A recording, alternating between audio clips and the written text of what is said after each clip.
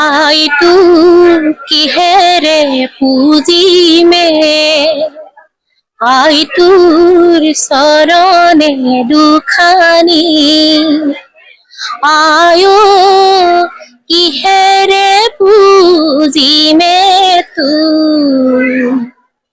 आयो जियोंदी पूजी में तू आयो जियोंदी पूजी में तू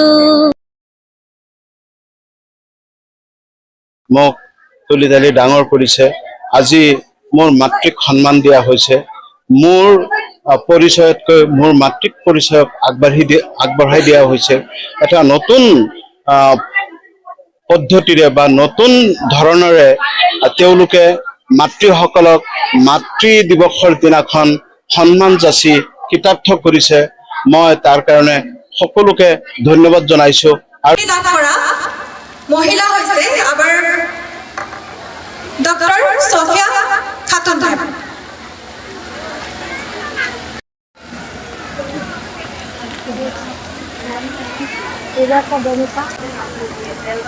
সম্বৰ্ধনা জনাইছে।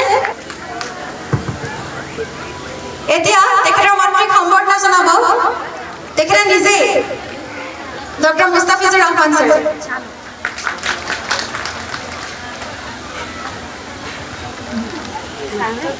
আচৰণ কৰা দেখা যায় যে আমুকৰ যুৱকক মই মোৰ নিচিনাকে সুবিধা তেওঁলোকে পোৱাই নাই, ইমান নম্বৰ পাইছে, তোক ইমান সুবিধা দিছো, একোৰে অভাৱ দিয়া নাই, তইহে এনেকুৱা ধৰণৰ নম্বৰ পাই মোৰ নাক কাণ যোৱালি।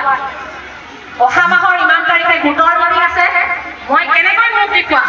আমুকেতো চাহ খুৱাব, গতিকে মই চাহকাপ নাখাওঁ, তাতে মই গোটৰ মিটিঙলৈকে নাযাওঁ, তই ইমান নম্বৰ কম পালি। হয়নে নহয়? তেনেকুৱা ধৰণে হয়নে আপোনালোকৰ মনত কেতিয়াবা? কিন্তু মই এটা কথা কওঁ যে ছাত্ৰ ছাত্ৰীক কেতিয়াও তুলনা কৰিব নালাগে। সকলো ছাত্ৰ ছাত্ৰী ইউনিক হয়। আপোনালোকে নিজৰ সন্তানৰ পৰা কি আছে, সন্তানৰ ভিতৰত কি পটেনচিয়েলিটি আছে, কি তেওঁলোকৰ প্ৰতিভা আছে, সেই প্ৰতিভাটো উলিয়াবলৈ প্ৰথমতে চিনাক্ত কৰক। সন্তানৰ মুখ দেখিলে মাতৃয়ে গম পায়, হয়নে বাৰু? এটা কথা কিন্তু মনত ৰাখিব লাগিব, মাতৃৰ মমতা বুজিবলৈ নিজে মাক হ'ব নালাগে।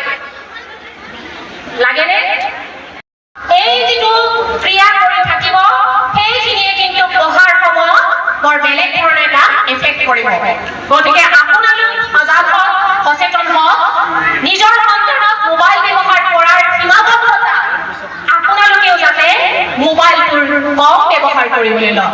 মোবাইলৰ ঠাইত যদি আমি কিতাপ পঢ়াৰ অভ্যাস কৰি দিলো, মই মোবাইল নাচাব বুলি কোৱা নাই, আমাৰ বহুখিনি মহিলাই কি হয় ঘৰুৱা কামে মহিলাসকলক ভঙা কৰি পেলায়, নহয়নে?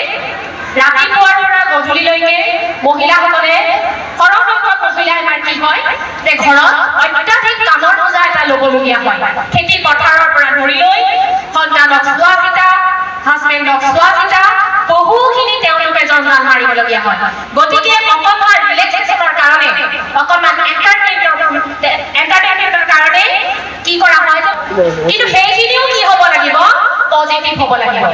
সেইখিনিও আমাৰ কি হ'ব লাগিব, ভাল দিশত ব্যৱহাৰ হ'ব লাগিব। তেতিয়াহে কিন্তু আপোনাৰ সন্তানেও মোবাইলটো ভাল দিশত ব্যৱহাৰ কৰিব।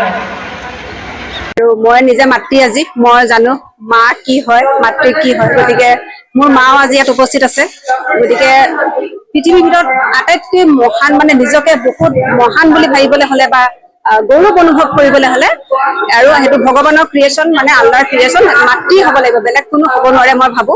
কাৰণ মাকৰ যাৰ যিমান ধৈৰ্য, সহ্য, যিটো সহিষ্ণুতা গুণটো ভগৱানে দিছে, অকল মাকৰ গাতে দিছে, বেলেগ ক'তো নাই, কাৰো নাই ইমানখিনি মই ভাবো। গতিকে সকলো মাতৃকে মোৰ ফালৰ পৰা মই শুভেচ্ছা জ্ঞাপন কৰিছো।